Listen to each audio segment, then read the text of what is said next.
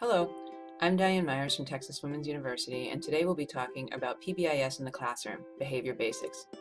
Let's start by thinking about behavior. If we know how people may behave under certain conditions, we might be able to provide or avoid these conditions. A teacher's job is to change behavior. Every day, teachers change students who cannot read into students who can. They change students who cannot add and subtract into students who can add and subtract. Teachers can also change students' social behavior. To understand, predict, and change behavior, first, we need to understand how behavior works. Let's simplify behaviorism. Behavior followed by pleasant consequences tends to be repeated and thus learned. For example, if this young lady enjoys plants and she learns that watering plants makes them grow, in the future, she's likely to water her plants. Behavior followed by unpleasant consequences tends not to be repeated and thus not learned. So for example, if this young man does not care to have his tongue stuck to a flagpole, in the future, he's unlikely to lick flagpoles. We use a three-term contingency as a way to explain, predict, and change behavior, and we'll talk about the three terms on the next slide. If we can identify what precedes a behavior and what follows a behavior, we have a very good chance of being able to predict future occurrences of that behavior. We can identify whether or not the behavior will occur, and we might also be able to influence if that behavior occurs at all. This can be very valuable for us in the classroom. The three-term contingency looks like this. The first term is antecedent, and an antecedent is any stimulus that precedes a behavior. This could be a certain classroom, a certain subject, a certain teacher, a certain peer, being in the hallway. Any kind of stimulus can serve as an antecedent and trigger a behavior. A behavior is defined as any observable and measurable act of an individual. It's important to note that behaviors must be observable and measurable. For example, being nice is not a behavior. There are some behaviors associated with being nice that we can see and measure. These include saying please and thank you, introducing yourself to strangers, holding the door open for someone. Those are behaviors that are observable and measurable, unlike being nice. The consequence is what happens as a result of the behavior. Consequence is defined as any stimulus presented contingent on a particular response. What that means is, as I said, it happens as a result of the behavior. Antecedent behavior consequences are three-term contingency. Let's look a little more closely at the two types of consequences. The first is reinforcement. A consequence that is reinforcing will increase the likelihood of a behavior in the future. Whether a consequence is reinforcing or not depends on the learner, not on the person issuing the consequence. For example, we may think praise is reinforcing and we give a lot of praise to our middle school student, but the middle school student may not enjoy that praise and may not engage in that behavior again. So reinforcement has to increase the likelihood of a behavior in the future in order for it to truly be reinforcement. Reinforcement can be positive or negative. With positive reinforcement, we add something to the environment, like attention, like stickers, contingent on an appropriate behavior, and that behavior increases or continues in the future. With negative reinforcement, something is removed from the environment. To illustrate negative reinforcement, let me give you a real-life example. When you get into your car and you turn the key in the ignition, you hear ding, ding, ding. That noise tells you to buckle your seatbelt. When you buckle your seatbelt, the noise goes away. You have been negatively reinforced for buckling your seatbelt by the removal of that annoying noise from the environment. Punishment is the other type of consequence, and any consequence that is punishing will decrease the future rate of a behavior. Remember, something is only punishing if it reduces the future occurrences of a behavior. For example, if a student is sent out of the classroom contingent on his or her behavior, but that behavior continues in the future, the teacher has not actually punished that behavior. Like reinforcement, punishment can either be positive or negative. With positive punishment, we add something to the environment. For example, after a student misbehaves, we call home. We've added a phone call to the environment. If the student's misbehavior decreases in the future, we've positively punished that behavior. With negative punishment, we remove something from the environment. So if a student misbehaves and we take away his recess, if he discontinues misbehaving in the future, we have negatively punished that behavior. Raphael is often late to class. When he arrives, his peers often clap and make statements like, "Glad you finally showed up, Rafa." Rafa smiles and sits down, but not until he has high-fived a few friends. What's the behavioral explanation for what's going on here? Well, Rafa's behavior of being late is reinforced by his peers' attention, and he continues that behavior in the future. He's being positively reinforced for being late. Here's another example. Roger doesn't care for his math teacher. During class, he often swears and tears up his work, which results in him getting sent to the principal's office where he chats with the secretary and other rule breakers. What's happening here is that Roger's behavior is being reinforced because it continues in the future. It's actually being both negatively reinforced because the math teacher is removed from the situation. It's also being positively reinforced because he obtains the attention of the secretary and other students. Here's a quick visual to help you think about the concepts of reinforcement and punishment. As we've talked about, behavior is any observable and measurable act, and there are 4 types of consequences that can happen contingently on a behavior. 2 of these consequences require stimulus being added to the environment: positive reinforcement and positive punishment. 2 of these consequences require stimulus being removed from the environment: negative reinforcement and negative punishment. 2 of these consequences increase the future likelihood of a behavior: positive reinforcement and negative reinforcement. And 2 of these consequences decrease the future rates of a behavior: positive punishment and negative punishment.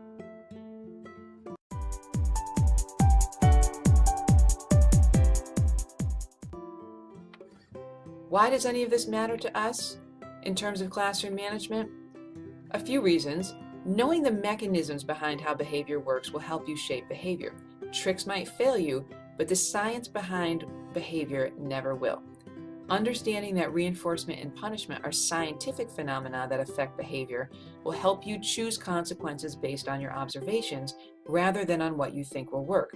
For example, Roger's teacher should stop sending him out of class contingent on his problem behavior and find a different consequence based on what's actually reinforcing and punishing for him. If we know certain consequences increase the likelihood of behaviors that we want to see, we can plan to have those consequences follow the behaviors that we want to see. For example, if we know Roger likes the attention of the secretary and other students, maybe we could have him visit the secretary after a successful math class, or he could work with others if he's able to be successfully on task for a certain amount of time. Let's talk about a few other behavioral concepts. Extinction occurs when a previously reinforced behavior is no longer reinforced. For example, after a month of reacting when he shows up late, Raphael's peers stop giving him attention when he arrives, and eventually he starts to come on time. When he was no longer receiving contingent attention for coming in late, that behavior was extinguished. Extinction is important in classroom management because if you plan to ignore a challenging behavior in the hopes that it will go away, you have to be committed. You cannot give that behavior any attention at all, contingent on the problem behavior, and you must be prepared to withstand the extinction burst. For example, if you have a student who talks out to get your attention and you constantly say, "Stop talking out, no talking out, be quiet," if you suddenly stop providing attention for that behavior, the student might actually increase the intensity of that behavior by getting louder, maybe standing up, getting out of his seat, in order to obtain your attention because that behavior has worked so effectively in the past. The way to avoid that is to make sure that you're giving that student ample opportunities to get your attention through appropriate behavior. You remind him to raise his hand. You stop by his desk frequently and give attention to him so he doesn't need to act out to get it.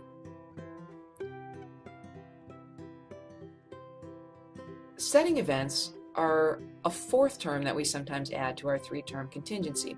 Setting events temporarily alter the value of the consequence. So consequences that are normally very valuable to an individual lose their value based on a setting event. Let's look at a couple of examples.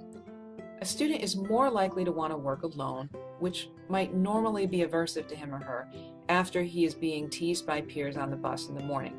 So a student who usually likes to work with others might find it very valuable to work alone and might refuse a teacher's demand to work in a group if he or she has been teased by peers on the bus in the morning. The setting event of the teasing changes the value of working with other people. It makes it less valuable. Here's another example. A student is less likely to worry about receiving a failing grade on a test, which is a potentially aversive consequence, when the Department of Children and Families removes a sister from the home over the weekend. So normally a student would be very concerned about grades. A good grade would be very valuable. However, in light of a distressing family event, suddenly that grade is much less valuable than it once was.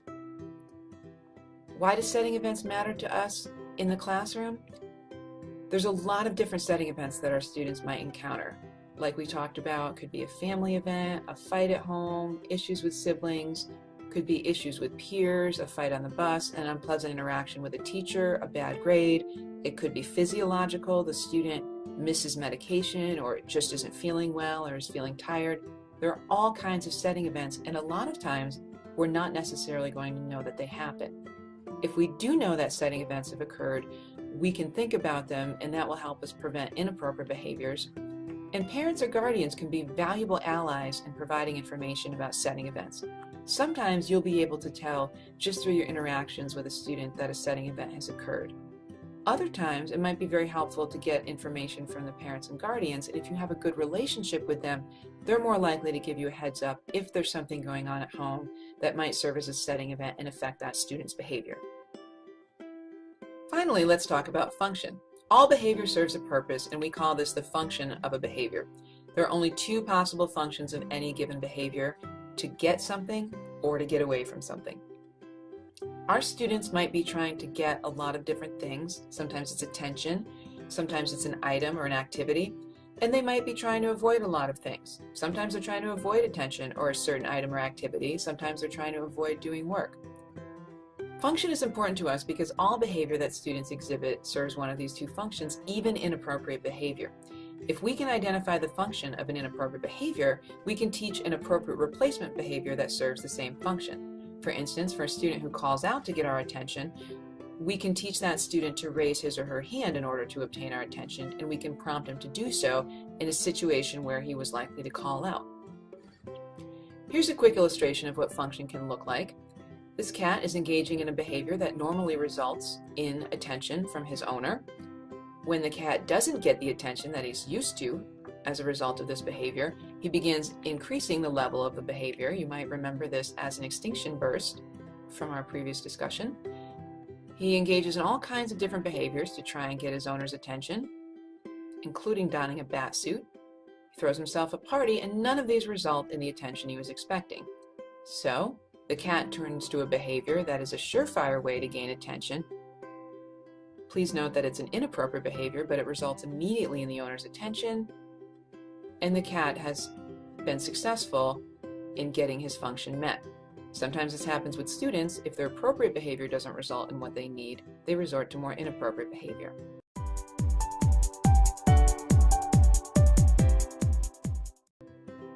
Let's put it all together in some examples. Here's our three-term contingency for review: antecedent, behavior, consequence. Let's practice with this example. Oscar is a student in your third grade classroom. Often, when you ask him to partner up with his neighbor to review an assignment, he says, "I don't want to," and he puts his head down on his desk. When he does this, you let him work alone.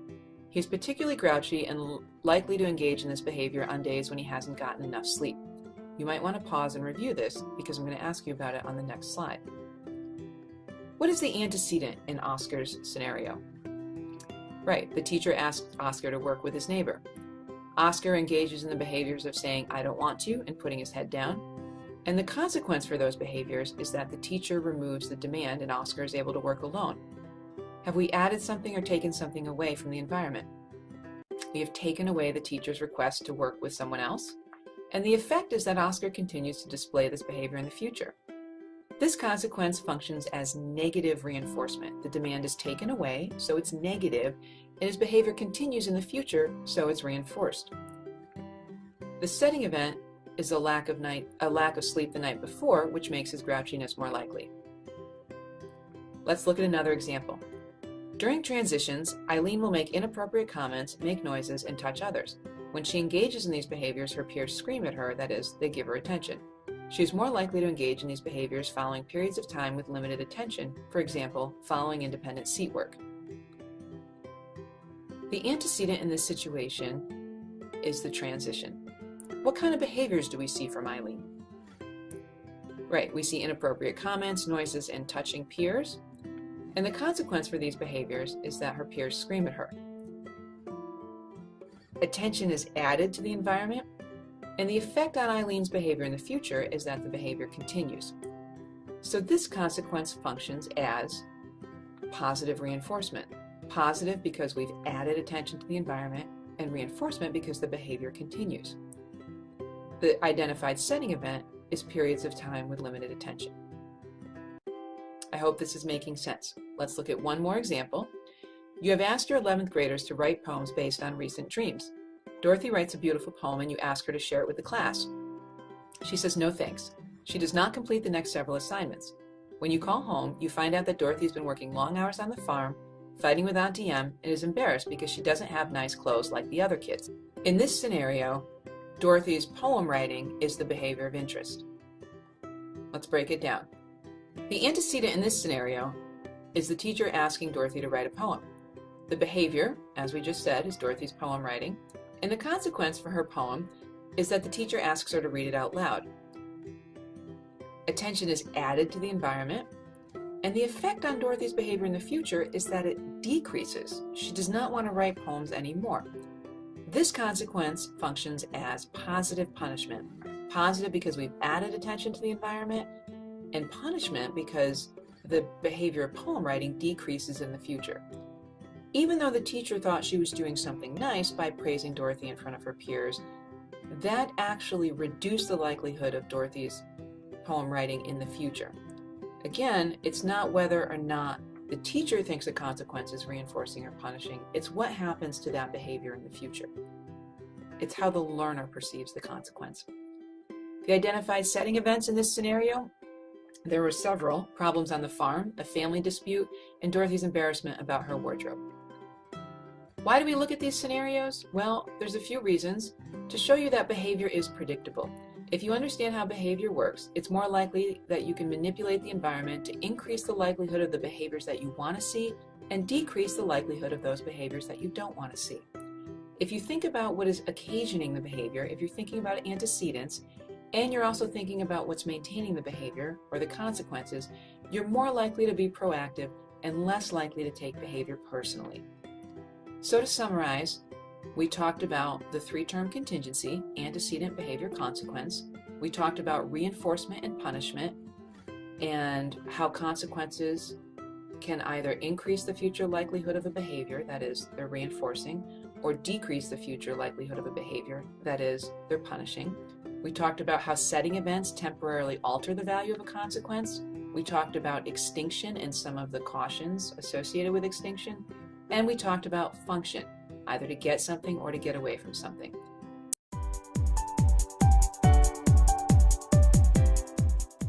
For more information, please refer to the website on this slide.